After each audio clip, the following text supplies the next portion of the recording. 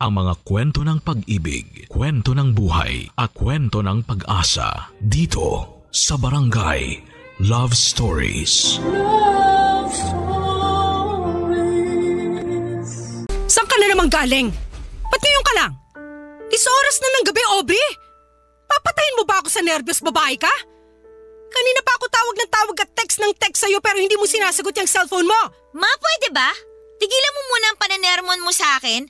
Bukas mo na lang ituloy yan, Ma. Masakit na kasi ang ulo ko eh. Gusto ko na muna magpahinga.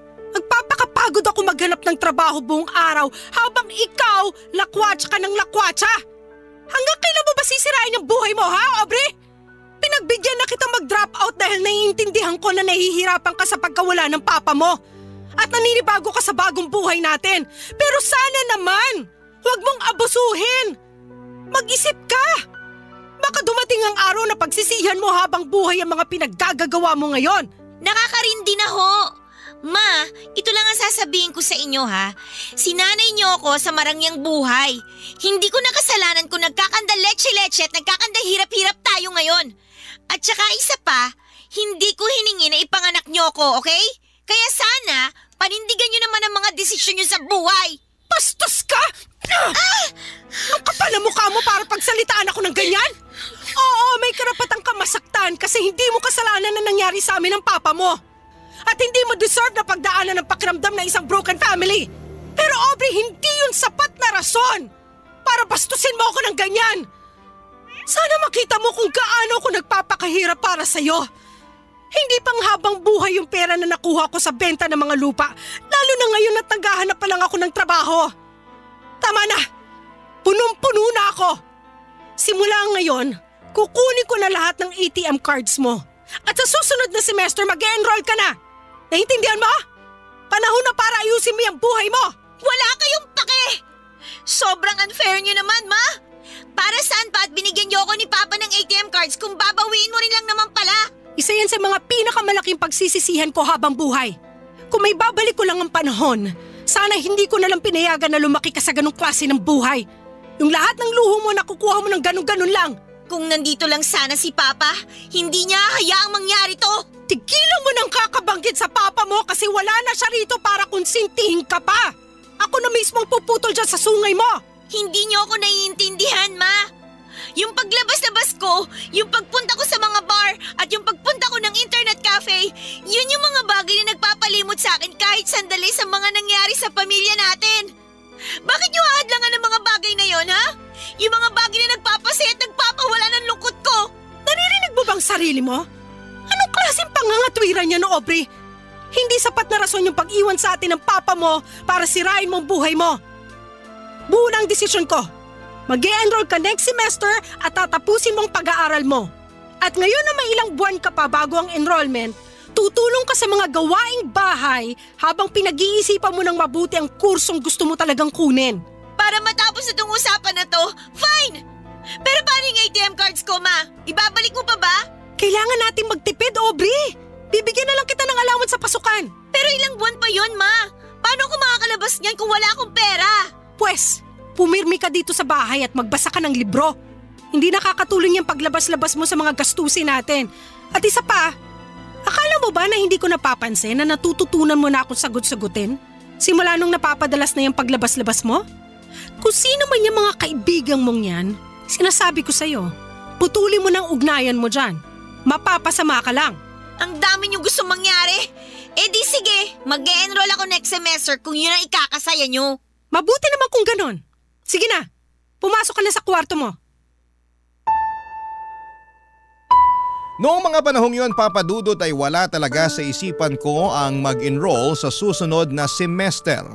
Sinabi ko lang yon para matapos na ang usapan namin ni Mama. Ilang linggo ang nakalipas, nakahanap si Mama ng trabaho bilang hotel manager. Gabing-gabi na siyang umuuwi kaya madalas akong mag-isa sa bahay. Para bang walang ibang kasama kundi ang mga tahimik na pader. Parang bigla na lamang naging mas tahimik at malungkot ang buong mundo ko. Wala na akong natatanggap na pera mula kay Mama kaya hindi ko na kayang makipagsabayan sa mga inuman. Kadalasan si Terry na lamang ang kasama ko at doon kami madalas magkita sa isang maliit na internet cafe. siya nang nagbabayad kasi mura lang naman ang oras doon. Siya rin yung madalas na maglilibre at mag-aaya sa aking uminom. Si Terry na rin ang naging kasama ko sa mga araw ng pagtakas. Yung mga araw na gusto ko lang magpaka-busy at magpanggap na okay lang para hindi ko naisipin ang paghihiwalay ni na mama at daddy. At yung mabilis na pagbabago sa buhay na hindi ko kayang tanggapin. Tandang-tanda ko pa papadudot kung gaano kasaya ang social media ng mga panahong yon. May music pa na tumutugtog kapag tinitignan mo ang profile ng online friend mo at pwede mong palitan ang background ng profile mo. Para ako nakalutang sa isang maliit na mundo ng kaligayahan at distraction na hindi ko kayang bitawan. Kaya yun na yung naging libangan ko, ang mag-social media. Kung may babalik ko lang ang panahon ay sana doon na lamang natapos sa mga simpleng pagbabrowse ko sa internet. Hindi ko malilimutan papadudot kung ano ang nangyari noong weekend na yon. Day off ni mama at sarado ang internet cafe kaya sobrang bored ako noon.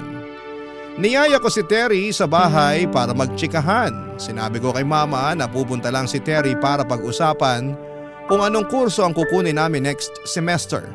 Hindi niya alam na si Terry pala ang kasama ko sa lahat ng mga gala ko tuwing tumatakas ako. Hindi ko rin inaasahan papadudot na may mangyayaring isang bagay sa araw na yon na magpapabago ng lahat sa buhay ko.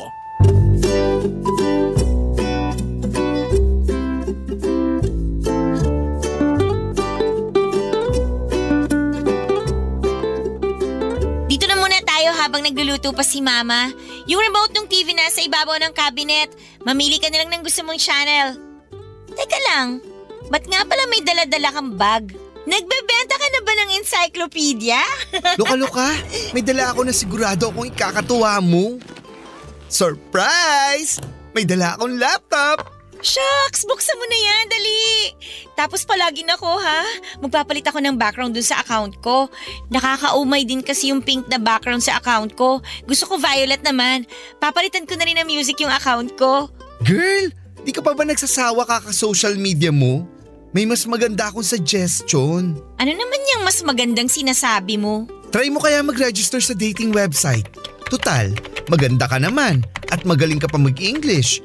Sigurado akong hindi ka mahirapan makipag-chat sa mga foreigner. Sira, wala akong balak magpakasal sa foreigner, no? At isa pa, ayoko manirahan sa ibang bansa. Bakit ko naman pahihirapan ang sarili ko doon kung pwede naman mag-enjoy dito sa Pilipinas? Ikaw na lang, idadamay mo pa ako sa kalokohan mo eh.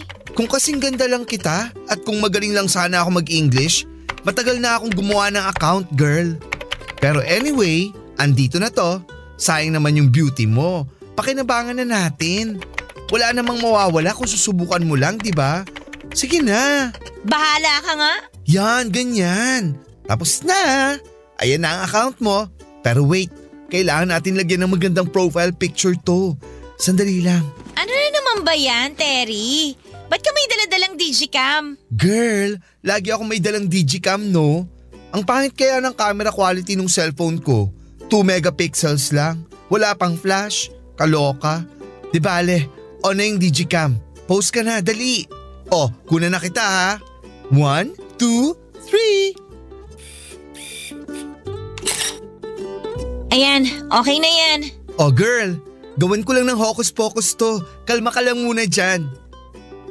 Na-transfer ko na yung picture mo sa laptop. Na-update ko na rin yung profile picture mo. Ganda? Kain na! Ano bang pinagkakaabalahan nyo dyan? Wala to, Ma. Nag-research lang kami ni Terry ng magandang universities na pwede namin pasukan next semester. Tama yan. Importante na makapagtapos kayo ng pag-aaral. Mas marami kayong trabaho na pwedeng pagpilian pag nakapagtapos kayo. Yan ang lagi niyong tatandaan. O siya, kakain na tayo. Sumunod na kayo. Ay, si Mama talaga kahit kailan. Parang naglalakad na commercial. Storbo. Huy, may message ka.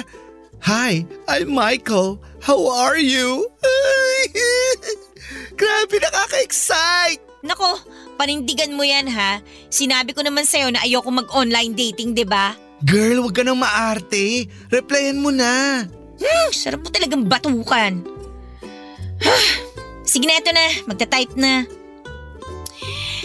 I'm okay. And you? O yan. Sent. Patingin nga. Oh my gosh, girl! Tingnan mo tong inbox mo. 40 messages na.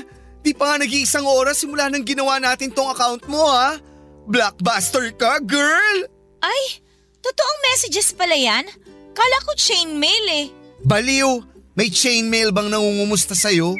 Oh, eto isa. Sabi nito, maganda ka raw. Alam ko. Sira ka talaga. Ayusin mo na kasi reply mo sa mga yan para may pang-alak at tsibog tayo. Ha? Ano ibig mo sabihin? Seryoso ka? Nagbibigay ng pera tong mga to? Girl, oo.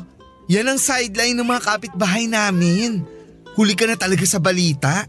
Isipin mo to ha, wala ka nang natatanggap na pera galing sa mama mo. Extra income din yan kung sakasakali. Magagawa mo na ang mga bagay na di mo magawa-gawa dati dahil hindi ka na nabibigyan ng allowance. Try mo lang. Makipag-chat ka sa mga yan. Tas bigyan mo ng magandang alibay. Masubukan nga. Tingnan nga natin. O eto. O, gusto raw makipag-video call para makita niya raw ang maganda kong muka. Ay nako, replyan ko. I'm sorry. My laptop webcam is broken. I don't have money to buy a new one. Sent! Malabo na mag-reply yan. Utu-utu na lang talaga magpapadala dyan. Aubrey! Terry! Hindi pa ba kayo nagugutom? Bumaba na kayo! Teka nga, sagutin ko lang si Mama. Bababa na po, Ma! Sandali na lang! Aubrey! Halika dito! Dali! Eto naman, kung makasigaw akala mo nasunugan. Bakit ba? Nag-reply yung foreigner. Ibibili ka ro ng bagong laptop. Hiningi yung account number mo. Nagpapatawa ba yan? Loka-loka, send mo na kaya yung account number mo. Teka.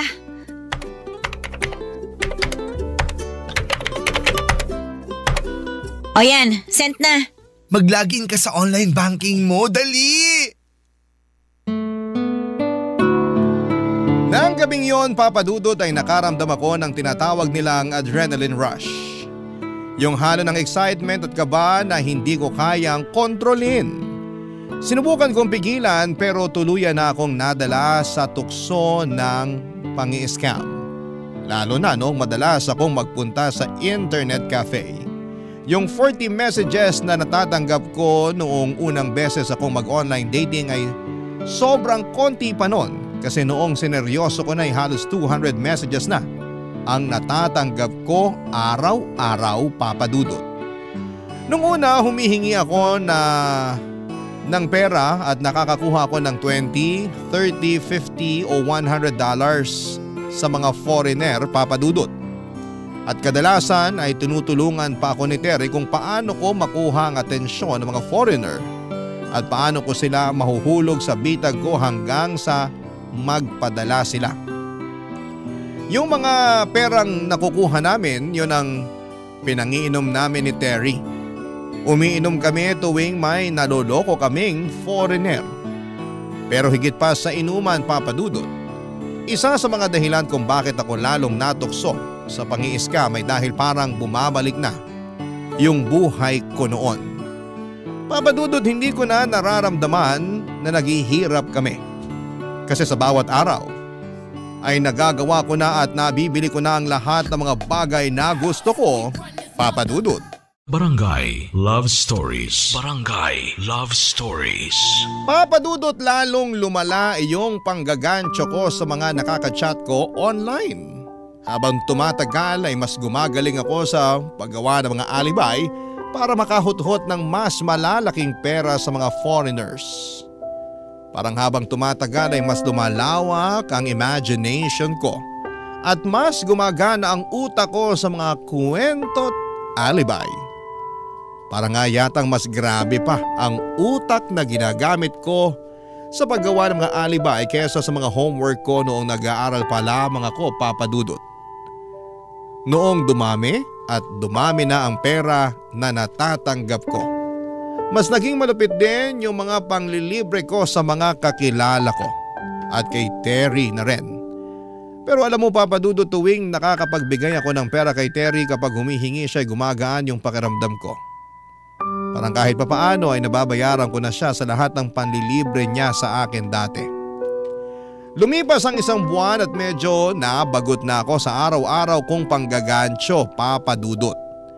Nakakasawa na yung mga paulit-ulit na sinasabi ko sa mga foreigners. Hindi naman ako nagsasawa sa pera, Papa Dudut, pero nararamdaman ko na parang napapagod na ako sa ginagawa ko. Para bang nabe-burn out na. Hanggang sa isang gabi habang nagiinuman kami ni Terry ay kinausap niya ako tungkol sa isang bagay na talaga namang nagpatigil sa lahat ng iniisip ko. Tinanong ako ni Terry kung ready na daw ba akong magka-jowa in real life, Papa Dudut. Sinabi ko lang sa kanya na darating din yung panahon, pero sa ngayon ay mas pinapriority ko pa rin yung dating sites. Kasi nandyan ang pera. Medyo doubtful pa ako sa ideya ng pagmamahal. Kasi sa totoo lang ay hindi ko po talaga nararanasan pa ang mga bagay na yon, Papa Dudut.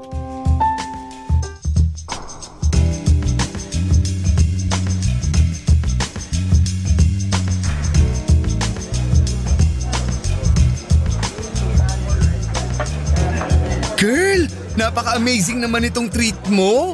Dami mo ng datong. Oo naman. Kung anong meron ako, syempre meron ka rin, no? Yan ang gusto ko sa'yo eh. Cheers! Cheers, girl! Ako pa ba? Girl, wait lang ha. Check ko lang tong phone ko.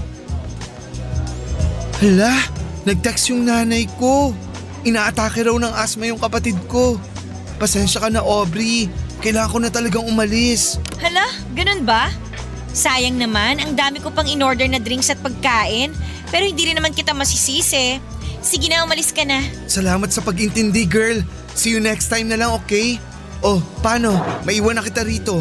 Mauna na ako, ha?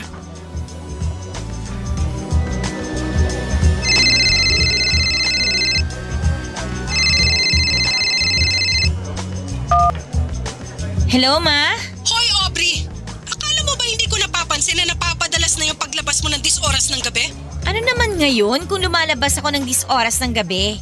Hindi na naman ako nanghihingi ng pera sa'yo, di ba? Kaya ko ng sarili ko, kaya please lang, Ma. Wala kang modo! Bastos kang bata ka! Hoy, Aubrey, hanggang nakatira ka sa bahay ko, ako ang masusunod. Naiintindihan mo? Sagot! Ma, utang na loob naman. Mamaya na natin pag-usapan to, okay? Pauwi na rin naman ako eh. Hintayin mo na lang ako dyan. Bilisan mo, umuwi ka na! Sige na, bye. Hello, miss. Mag-isa ka lang ata. Kaalis lang nung kasama ko. Actually, paalis na rin ako. O, teka. May kilala ka bang gumagawa ng relo? Ha? Kasi may sira ata relo ko pag ikaw kasi ang kasama ko eh. Humihinto yung oras ko. Yung ulo mo ba may sira rin? Grabe ka naman, hindi ka mabiro. 30 nga pala. Aubrey. Sandali, wag ka muna umalis. Dito ka lang muna. Samahan mo ako. Sa palagay ko, mas okay rin to kesa umuwi pa ako sa bahay namin. Puro sermon lang naman ang aabuti ko kay mama dun eh. Magandang desisyon talaga na hindi ka muna umuwi. Tsaka isa pa, hindi ka na minor de edad para pagbawalan na lumabas. Mismo! Kaya ako naaalibadbaran kapag pinagsasabihan ako ng mama ko. Bakit? Ini-small ka ba ng nanay mo? Ha? Huwag kang mag-alala. Kasi ako, iniibig naman kita. Hoy, 30. Last mo na yan ha. Kaloka ka. Pero seryoso, ang gaan mo sa pakiramdam kausap. Parang matagal na tayo magkakilala. Sana magkita pa tayo ulit, no? Nawala ako kasi yung number ko eh. Pwede ko bang hingin yun sa'yo? Ayaw mong tumigil ha? Tao ka ba? Bakit? Naninigurado lang. Sakit mo naman magsalita. Ano ka ba naman? Joke lang. Akin na yung phone mo. Sasave ko yung number ko. Salamat. Text kita mamaya. Sige, no problem.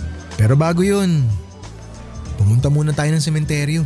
Alam mo, ikaw marami ka na yatang nainom eh. Bakit na naman? Kasi dadalawin natin yung puso kong patay na patay sa'yo. Pumunta ka mag-isa mo kasi uuwi na ako. Ha? Teka, akala ko ba yung pang umalis? No offense ha, pero sakit na kasi talaga ng ulo ko eh. Nakarami na rin kasi ako. Text mo na lang ako ha, okay? Ingat ka ha. O ito, sakto. May baso ng tubig dito. Inumin mo na muna para mabawasan yung sakit ng ulo mo. Tsaka sakto, may gamot din akong dala dito pampawala ng sakit ng ulo. Oh, ito. Sa'yo na. Salamat, ang sweet mo naman. Kahit ano para sa'yo, Miss Peanut. Peanut? Peanut, tibok mo kasi yung puso ko eh. Alis na nga ako. Makikinig na lang ako ng sermon ng mama ko. Maiwan na kita dyan ha. Bye!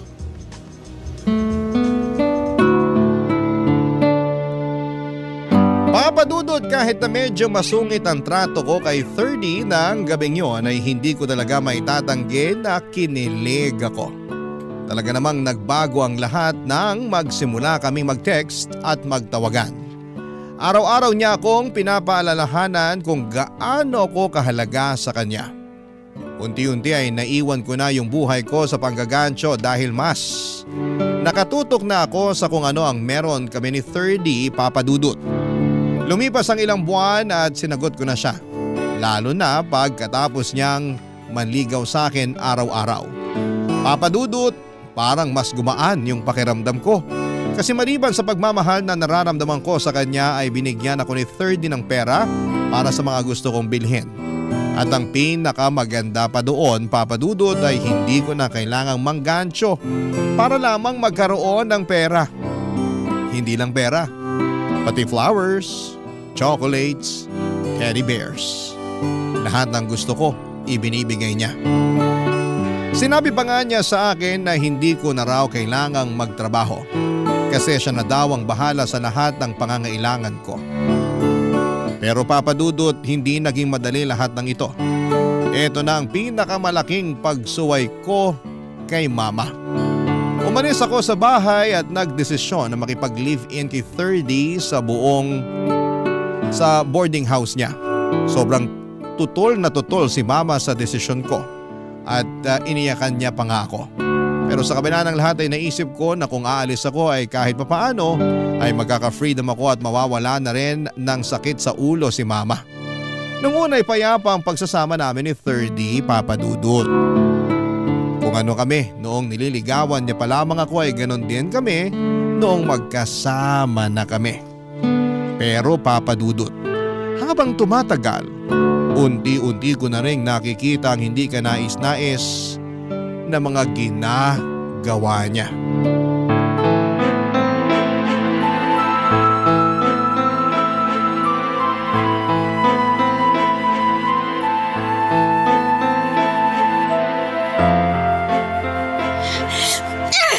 Aubrey, seryoso ka ba? Bakit binato mo yung cellphone ko? Para ka namang tanga eh. Sawang-sawa na ako sa kaka-online casino mo. Kahit yung 200 na nasa loob ng drawer ko, hindi mo na pinalagpas. Pati yon sinugal mo. Kailan ka ba matatauhan? Pagkasin na lang ang kinakain natin? Ang dami mong dada. Hindi naman ako nagkukulang sa pagbibigay ko sa'yo ng pera. Lahat naman ng kailangan mo na ibibigay ko, di ba? Hindi yun ang punto ko, 30. Ang punto ko, hindi sa simpleng laro o libangan lang matatapos ang lahat ng yan. Dadating ang panahon na malaki na ang nakataya. Ngayon, barya lang, oo. Pero sa susunod ano? Kotse? Bahay? Lupa? Hindi mo na namamalayan pati yung perang pangkain mo na ipusta mo na pala. Ganun kalala yan, 30. Huwag mo nang pansinin yung pagsusugal ko. Naibibigay ko naman lahat sa'yo ah. Tsaka mo na ako sermonan kapag wala na ako naibibigay sa'yong pera. Hoy Aubrey, huwag kang magmalines. Kasi katulad ko, alam mo na hindi ka rin perpekto. Anong ibig mong sabihin? Wala, I'm sorry. Huwag mo na isipin yun, hindi ko sinasadya. Nadala lang ako ng galit. Hindi ko na alam yung mga pinagsasabi ko, pasensya ka na. Babe, I'm so sorry. Patawarin mo ako. Ang sakit mo namang magsalita. Ba't pakiramdam ko ang init na ng dugo mo sa akin?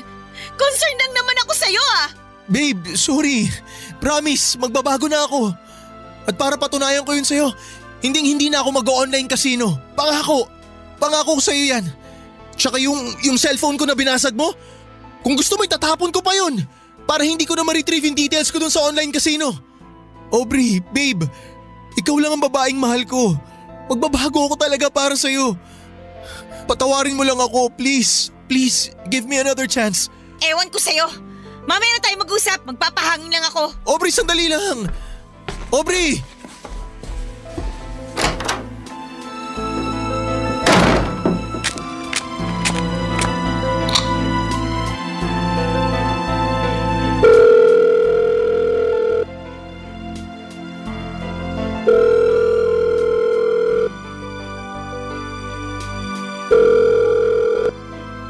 Girl, kumusta?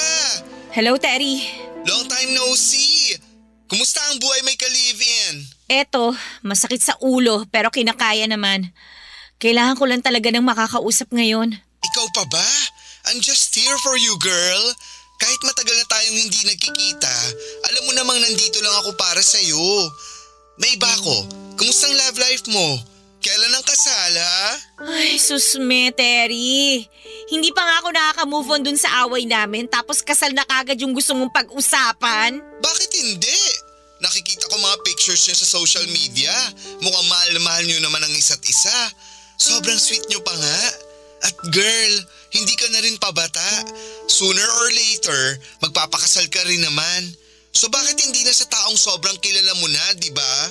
May point ka. Pero ganito kasi yun eh. Ilang beses ko na siya nahuhuling nag-o-online casino at palala na ng palala yung pagka-addict niya sa pagsusugal. Hihintayin ko pa ba na malubog ako kasama niya ng dahil lang sa lintik na pagsusugal na yan? Girl, ang harsh mo naman. Alam mo kasi, ganito lang yan. Lahat tayo may amats naman eh. May kanya-kanyang tama lang naman. Tingnan mo, dati nanggagansyo ka at pasaway ka sa nanay mo, di ba? Pero heto ka na ngayon. Nagbago ang lahat ng yun nung nakilala mo si 30. I think unfair naman kay 30, girl, if tatanggalan mo siya ng chance na magbago. Ay, kung sa bagay. Thank you at sinagot mo yung tawag ko. Nagpapasalamat ako kasi kahit hindi na tayo ganun kadalas magkita, nandiyan ka pa rin para damayan ako. Salamat ha. Ano ka ba? Wala yun. Basta ikaw. Sige na girl, at may lakad pa ako. Bye. Babu ah!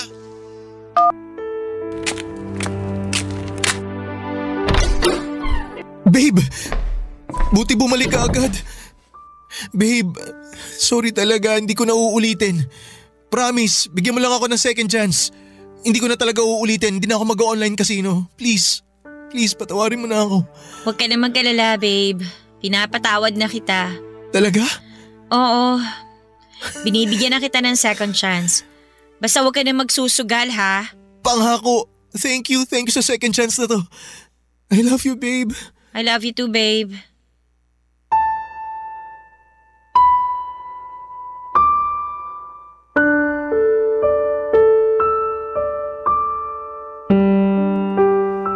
Papadudot pagkatapos ng matinding usapan namin ni 30 ay hindi ko na siya nakita pang naglalaro ng online casino. Naging mas maayos pa ang lahat at unti-unti ay bumalik sa normal ang mga araw namin. Pagkalipas ng ilang buwan ay nag-rent kami ng mas malaking apartment. Oo, may mga tampuhan paminsan-minsan. Pero sa bawat pagsubok ay natututunan naming ayusin ang mga ito. Gaya ng karamihan sa mga may relasyon. 2 taon na ang lumipas, Papadudot, at sa kabila ng lahat ng pinagdaanan namin ay masaya pa rin kaming nakatira sa aming bagong apartment. Ako ay nanatili akong housewife habang si 30 naman ay patuloy na nagtatrabaho bilang call center agent. Aaminin ko, Papadudot, sobrang nanibago ako sa buhay namin. Sanay kasi akong magpakasaya sa marangyang pamumuhay, lalo na nung nakipag-usap ako sa mga foreigner noon. Pero iniwan ko ang lahat ng yon, ang mga material na bagay at pati na rin ang pagiging mabuting anak kay mama. Hindi ko na siya nakakausap mula noong sumama ako kay 30. Gustuhin ko mang makipag-ayos ay hindi ko magawa dahil alam kong magagalit lamang siya. Kaya't pinagpalibang ko na lang siya hanggang sa dumaan nga ang mga taon. At hindi ko na namamalayan kasabay ng mabilis na paglipas ng panahon ay nagpakasal kami ni 30. bukas ang puso ko sa pagpapakasal kay 30 Papa Dudut. Gusto ko ng isang buo at masayang pamilya para sa magiging anak namin. Isang pangarap na matagal ko nang inaasam. Ngunit hindi ko naranasan. Hindi ko naisip na mag-prenuptial agreement noon kasi si 30 ang nag-aalaga sa amin. Wala akong sariling kita, housewife lamang ako kaya't sobrang kampante ako noon, Papa Dudut. Isang araw, Papa Dudut, akala ko ay yun na ang magiging buhay ko, ang masaya at tahimik na buhay na puno ng pagmamahal sa pamilya. Hanggang sa nagbago na ang lahat. Una, nagkaanak kami ni 30, isang batang lalaki. Grabe, Papa Dudut. Sobrang saya ko noon at naisip ko na baka eto na ang tamang pagkakataon para ipakilala ko siya kay Mama. Pero isang araw ay may dumating na mensahe sa social media ko. Ang abogado ni Mama ay nag-message sa akin. Sabi niya ay pumanaw na raw si Mama at ayon sa last will and testament niya, iniwanan ako nito ng 10 million at 2 properties. Papa Dudut, sobrang sakit ng puso ko at hindi ko man lang naayos ang mga hindi pagkakaintindihan namin bago siya pumanaw. Napag-alaman ko, Papa Dudut, na namatay si Mama sa sakit na breast cancer. Para akong tinusok sa dibdib. Hindi ko man lang siya nasamahan sa mga huling araw niya. Pero kailangan kong maging matatag, lalo na't may anak na kami ni 30. Pumunta kami sa burol ni Mama at ilang buwan pagkatapos ay ibinenta ko na mga properties na iniwan sa akin ni Mama. Kasabay ng 10 million na ipinamana niya, bumili kami ni 30 ng house and lot sa mas maginhawang lugar.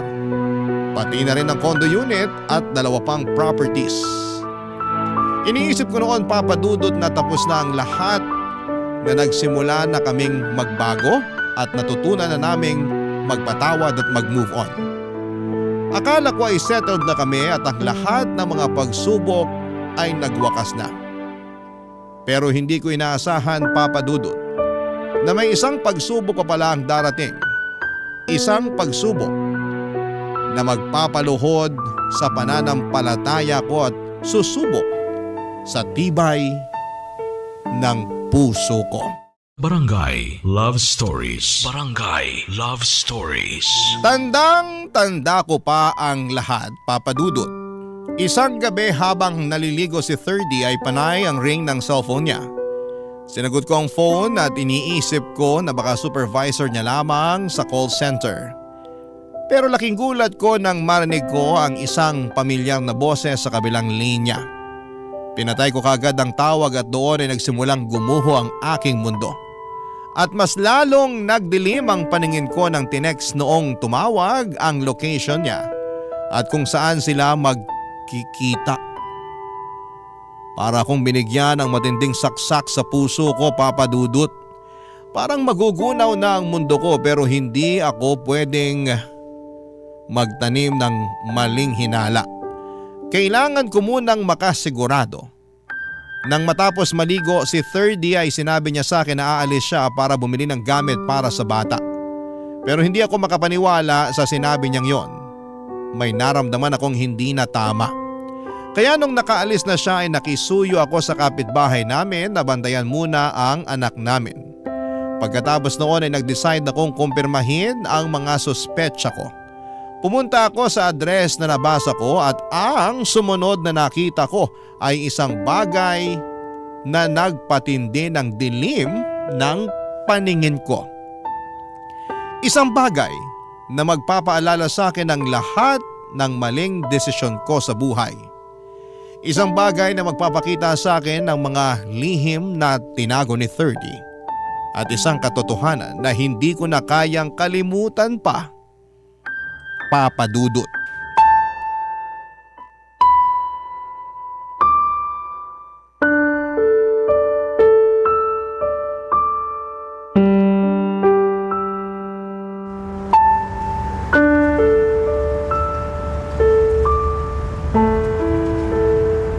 Hi mahal! Buti naman at nakarating ka na. Akala ko di ko na makakapunta eh. Pwede ba naman yun? Siyempre pupuntaan kita. Pero di ako pwede magtagal, mahal ha. Gusto ko lang talagang ibigay ito sa'yo eh. Oh, Bagong cellphone? Salamat, mahal! maliit na bagay lang yan. May kasama na ring SIM card yan. Naset up ko na rin yung bagong phone mo. Nag-book na ako ng hotel para sa ating dalawa. Pakis nga. Ang kakapal ng mga mukha ninyo! Mga walang niya! Mga hayop kayo!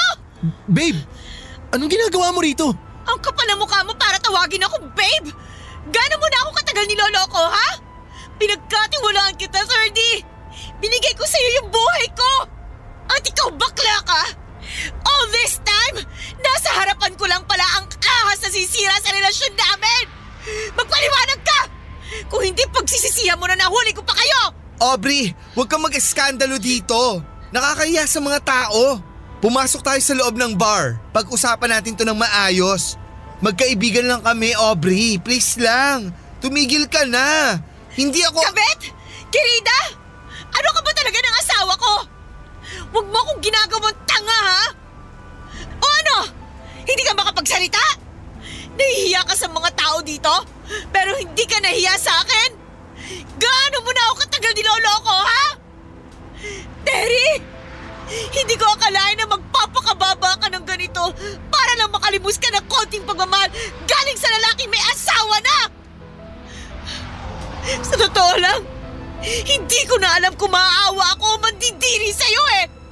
Walang yaka! Salot! Parusahan ka sana! Isa kang malaking sawa! Sabihin mo sa akin ang totoo! Gano'ng katagal ka nang nilalawayan itong asawa ko? Sumusobra ka na. Masyado ka nang masakit magsalita. Para lang malaman mo, wala akong inaahas sa'yo, Aubrey. Kasi, naging kami na ni 30 bago pa man kayo nagkakilala. Terry, huwag mo nang patulan. Tumahimik ka na. Hindi. Hindi tayo titigilan ng babaeng to hanggat hindi niya naririnig ang gusto niyang marinig. Gusto mong malaman ang buong katotohanan? Pwes, ibibigay ko na sa'yo. Walang labis, walang kulang. Nung una, oo, masaya pa ako para sa'yo nung tinutulungan kitang manloko ng mga lalaki sa dating sites.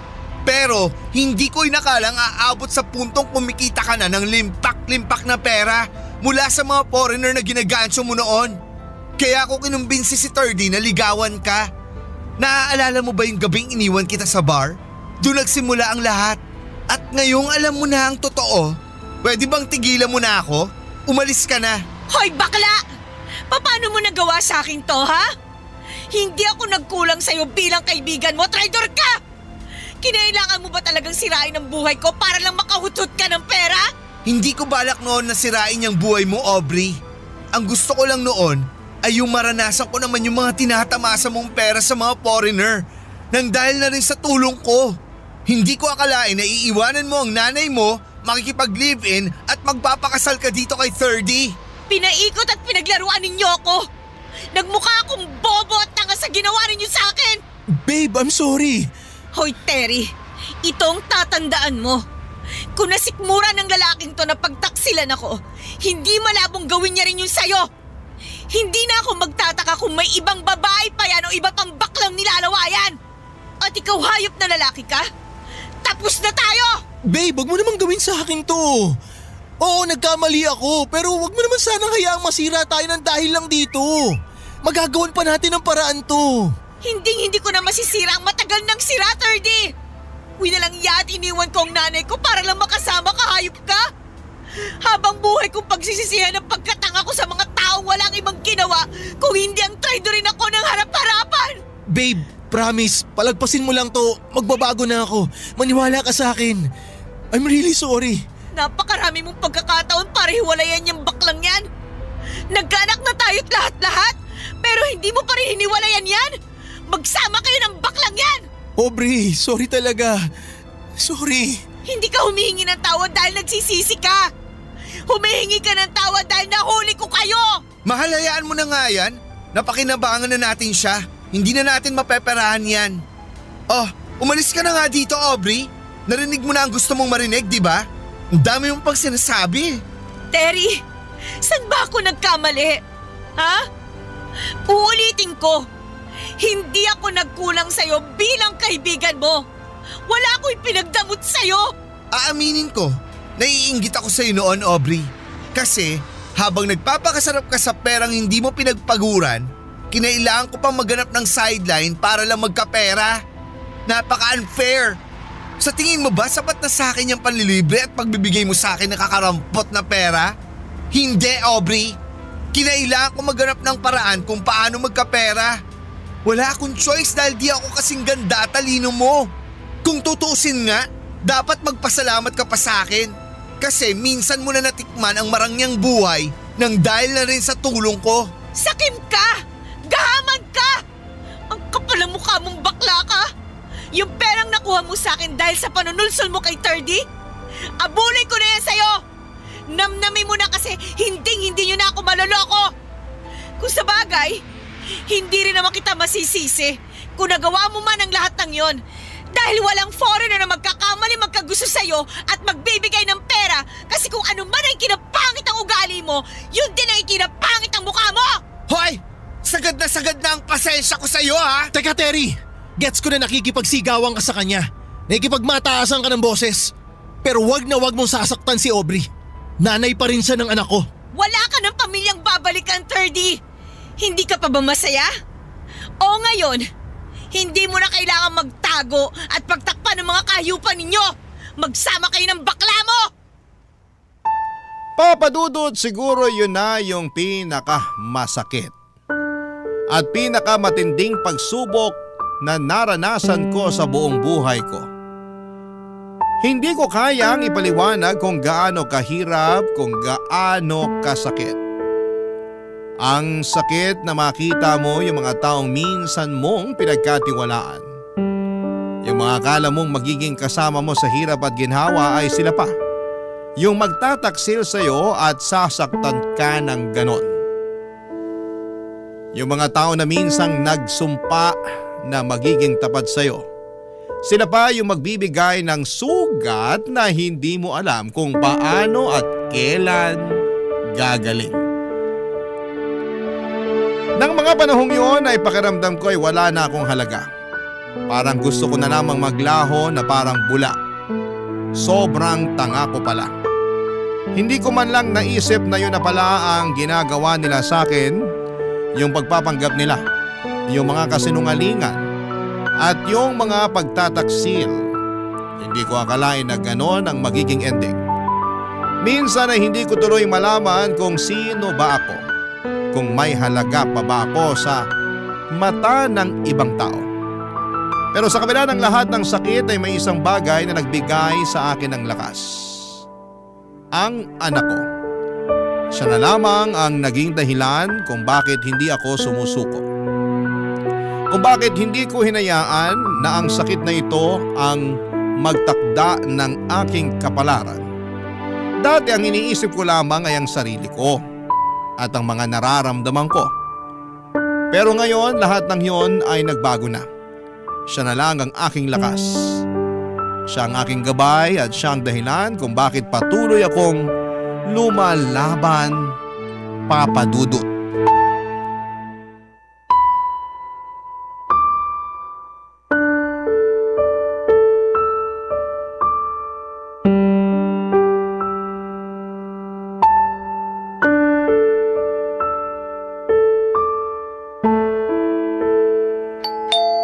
Sino yan? Sandali lang. Aubrey, Anong ginagawa niyo dito? Umalis na nga kayo. Wala akong balak makipag-usap sa inyo. Kasi sigurado akong wala akong magandang sasabihin sa inyong dalawa. Hindi kami pumunta dito para makipag-away sa'yo. Aubrey, parang awa mo na. Gustong-gusto ko na makasama yung anak ko. Ang lakas naman ng loob niyo para makipagkita pa sa akin? Saan ba kayo humuhugot ng kapal na mukha para kausapin ako, ha? Aubrey naman, labas yung bata sa away natin. Ako pa rin ang tatay niya. Hindi mo siya pwedeng ipagkait sa akin. Huwag na huwag may dadama yung bata sa problema nating dalawa. Sa problemang ginawa mo? Ano ka, sinuswerte? 2 years old pa lang yung bata. Kahit saang korte pa tayo magpunta, automatic na sa akin ang custody ng bata. At saka isa pa, paglaki ng anak mo, anong ituturo mo sa kanya? Kung paano maging manloloko? Kung paano maging masamang asawa? Sa akin ang bata hanggang mag-18 siya. At sa mismong araw na yun, sasabihin ko sa bata lahat na nangyari. Wala akong idadagdag o ibabawas sa mga ikukwento ko. At nasa kanya na lang yon kung gugustuhin niya na makilala ka bilang ama niya. Hindi ko siya pipigilan, 30. Wag mo naman sanang idamay ang anak niyo sa personal na galit mo sa amin. Manahimik kang bakla ka! Hindi kita kinakausap. Aubrey, kailangan pa rin yan ng tatay. Hindi bali nang walang ama ang anak ko. Basta hindi lang siya magkaroon ng isang ama na kagaya mo. Kaya kong buhayin at ibigay ang lahat ng pangangailangan ng bata nang walang kahit anumang tulong galing sa'yo. Napakayabang mo namang babae ka. Ano ba pinagmamalaki mo? Ha? Kayang-kaya ko rin naman buhayin yung anak ko nang walang suporta mo At ano ipapakain mo sa kanya? Pera na galing sa panggagancho? Huwag kang mag-alala, 30. Hindi kita pagbabawalan na kausapin ng bata. Pero hindi ako papayag na manatili ang bata sa poder mo. Ganyan na ba talaga katigas ang puso mo, Aubrey? Bakit, Terry? Nakalimutan mo na ba? Sa'yo nagsimula lahat ng kaguluhang to. Siguro nga ibang takbo ng buhay ko kung hindi kita nakilala. Panahon na para magpakatino ako. At sisimulan ko yun sa pamamagitan ng pagputol ng ugnayan ko sa inyong dalawa. Ayokong lumaki ang anak ko na tulad nyo. At mas lalong ayoko maimpluwensya ng anak ko ng mga taong katulad ninyo. Gaya ng ginawa nyo sa akin dati. Aubrey, tama na. Ibigay mo na lang sa akin yung bata para matapos na to. At anong akala mo sa anak ko? Tuta na pwedeng ipamigay ng ganun-ganun na lang? At anong balak mo, ha? Magbahay-bahayang kasama ang kabit mo? At talagang idadamay niyo pang anak ko sa kabaklaan ninyo? Isang beses pa na tawagin mo akong baklang kabit, makikita mo talaga ang hinahanap mo. Talaga ba, Terry? Baka nakakalimutan mo na nasa teritoryo kita. Huwag mo akong susubukan. Pwedeng-pwede kitang kasuhan ng trespassing at ipadampot sa mga pulis na parang aso kung talagang gugustuhin ko. At siya nga pala, huwag kang mag-alala, Terry. Nag-file na ako ng annulment. Gusto ko nang putulin ang ugnayan ko sa inyong dalawa. Hindi ako papayag, Aubrey. Hindi ako papayag sa gusto mo. Wala akong pipirmahan na kahit na anong papeles. So balak mo talagang makipag-live-in dyan sa baklang yan habang kasal pa rin tayo? Grabe ka, 30. Malala ka na. Wala kang magagawa. Kahit hindi ka sumali ng hearing, matutuloy at matutuloy ang annulment. Wala ka na magagawa dahil desidido na ako mawala ka sa buhay ko. Ano pa bang gusto mo, Aubrey? Gusto mo ba na magkabalikan kayo ni 30? Magpaparaya ako. Huwag mo lang ilayo sa kanya ang anak niya. Para saan pa? Para mahututan nyo na naman ako ng pera? Oy, di bali na lang. Sa'yo na yung tira-tira at pinaglumaan ko, Terry. Napakalaki kong tanga. Kung may babalik ko lang ang panahon, sana nakinig na lang ako kay mama At sana hindi ko na lang sinuway lahat ng gusto niyang mangyari sa akin. Pero huli na ang lahat. At ang magagawa ko na lang ngayon, protektahan ang anak ko laban sa masasamang loob at mapagsamantalang mga tao katulad ninyo. Napakawalang kwenta mo talaga, Aubrey. Tandaan mo to hindi pa tayo tapos. Kukuha ako ng abogado. Ipaglalaban ko yung karapatan ko sa anak ko. Makinig ka sa akin, babae ka. Pag nakuha ko yung bata, ilalayo ko siya sa'yo. Hindi mo na siya makikita kahit kailan. Pangako ko yan. Talaga, 30? Gagamitin mo pa ang bata para sadya akong pahirapan? Yan talaga yung problema sa'yo Hindi ka nakikinig sa mga sinasabi ko. Kailangan ng bata ng tatay, kailangan niya ng father figure.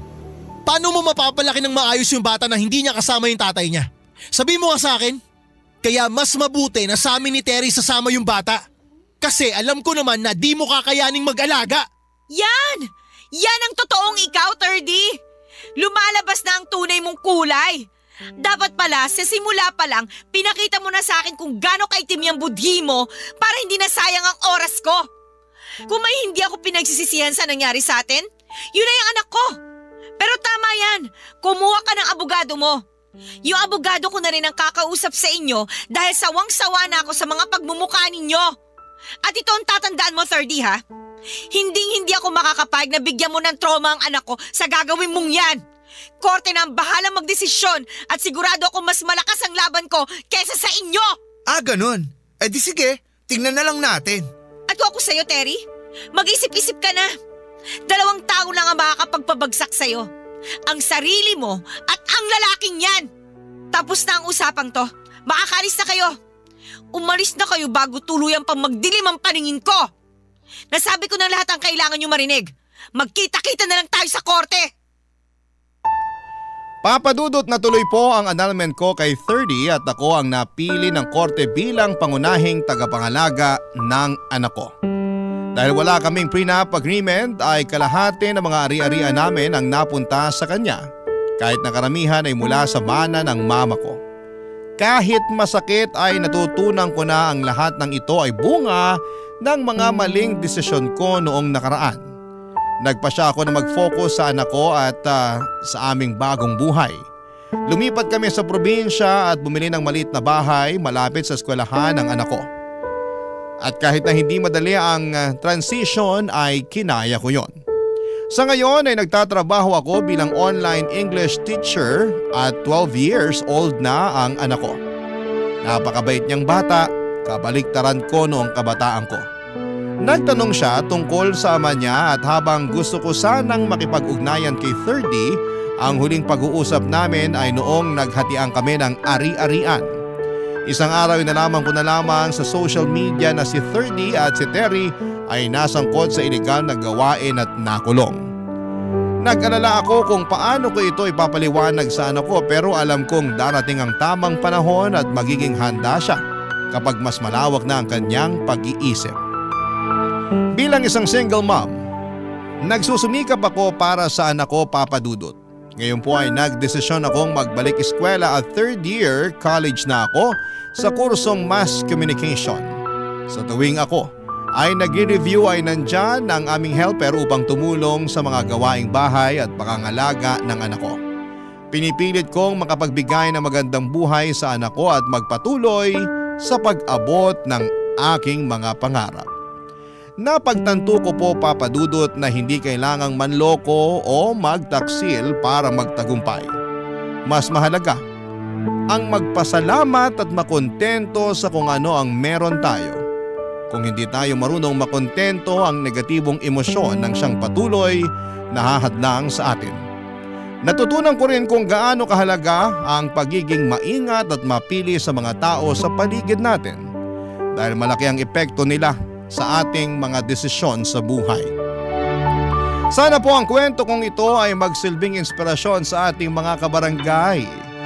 Maraming salamat po sa pagbibigay ng pansin sa aking kwento. Ang inyong forever kapuso at kabarangay, Aubrey. Barangay Love Stories. Barangay Love Stories. Anong say mo sa Barangay Love Stories na ito? Pagkwentuhan natin sa comment section yan. Nagustuhan ng iyong napakinggan? Ituloy yan via live stream sa www.gmanetwork.com/radio. Barangay LS. In Mega Manila, 97.1. Forever.